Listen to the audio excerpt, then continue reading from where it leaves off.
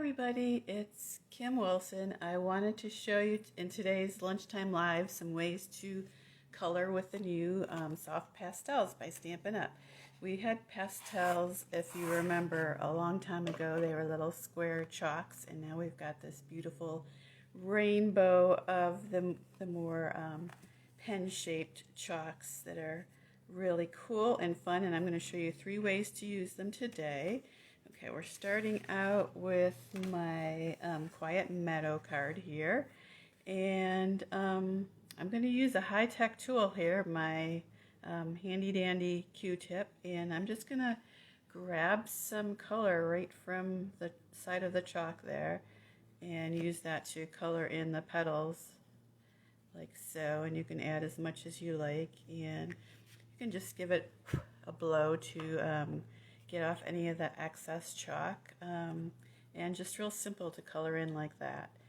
Let's see, let's move on to the Simply Succulent card. This is a fun bundle from the mini catalog, and again, you could use the Q-tip, but that's kind of a big surface to cover, so I'm going to try something else. I'm just going to grab up the Granny Apple Green chalk piece, and I just took it and colored right with the chalk like that. You can use the end or the edge, or if you have a big section, you can just use the whole section like that and just lay down some chalk. And now you're going to have a lot of excess chalk there, so you just want to blend it in at this point. So you can use your finger, which works really well, or a sponge dauber, which also is great, or even one of our blending brushes.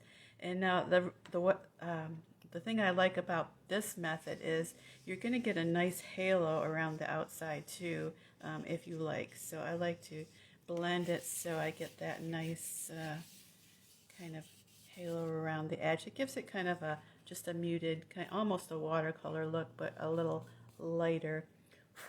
Blow off any excess chalk. Okay, so there's another way to color, and I think I'm showing you more than 3 ways, but anyhow, it sounds good. 3 ways to use the soft pastels. The next way I want to show you is using the blender pen, and again, I'm going to pick up some color and lay it down. So I'm going to use, let's see, I'll do the Gorgeous Grape again. So we'll grab some Gorgeous Grape chalk right off of the chalk and just use it to color in the tips. And you're going to get a brighter color using the blender pen because it kind of fixes it to the paper. So it's going to be a nice, more bright. And it's perfect for the edges of these soft succulents to give it a little purple tinge on the edge with the blender pen, and then just scribble it on your scrap paper if you wanted to pick up another color. Maybe I wanted to add some yellow to the center, so I could do that. So I think I've pretty well covered it with the green. So let's try maybe one of these little ones here, add a little yellow there. And just a way to add something in a smaller space using your blender pen and getting a little brighter color.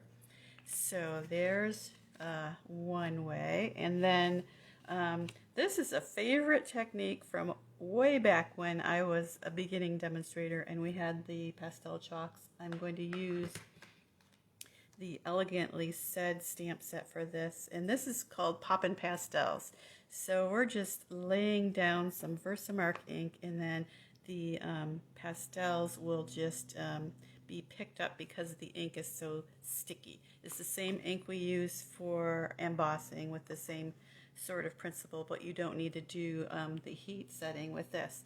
Let me grab out a different stamp to show you how that's done. And this works out better with solid stamps. I use this floral right there that has a nice solid image. Because the chalks are so light and muted, you want to have a more solid stamp so you can see what you're stamping there, because the Versamark itself on white is just going to show up clear. So I'm getting my Versamark down there. I suppose you could do this as well on colored cardstock. That would be fun fun to play with as well. I'm going to stamp it in the corner there. And you can't see it because it's a watermark ink, but it's got that sticky ink on the corner. Let's see, what color should we use for this one? I haven't used my Coastal Cabana yet, so I'm just going to grab the chalk and just rub it right on the stamped image. And then I'll take my finger again, because there's some chalk just laying around there on the edge, and just rub that in to make sure that I've gotten all the sections colored. There, doesn't that look cool? And I've got a little extra on the side there. I guess the chalks would also work well to add some color to the edges too, so we could get a nice little edge color there.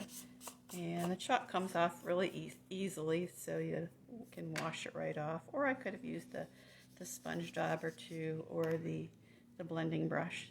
So there's Poppin' Pastels. It gives that fun light color with the chalk. And again, you've got that haze around the image, which is kind of cool. And I suppose if you don't want that, you can either use an eraser and erase it, or just apply the chalks a little more carefully so that you're not going around the edges. But I kind of like that look to it. So there we've got Poppin' Pastels. Maybe I should pull that up a little closer. Poppin' Pastels with a couple of the images from Elegantly Said for my third way to use the chalks. And I'm sure you can come up with many more. We've had chalks for many years, and we've had many different fun ways to use them, and it's nice to have them back in our coloring repertoire. So the soft pastel assortment by Stampin' Up, you can go to my blog and click on the Shop Now button to grab those if you want to have those in your collection as well. So hope you enjoyed this video, and I'll see you again next week. Happy crafting!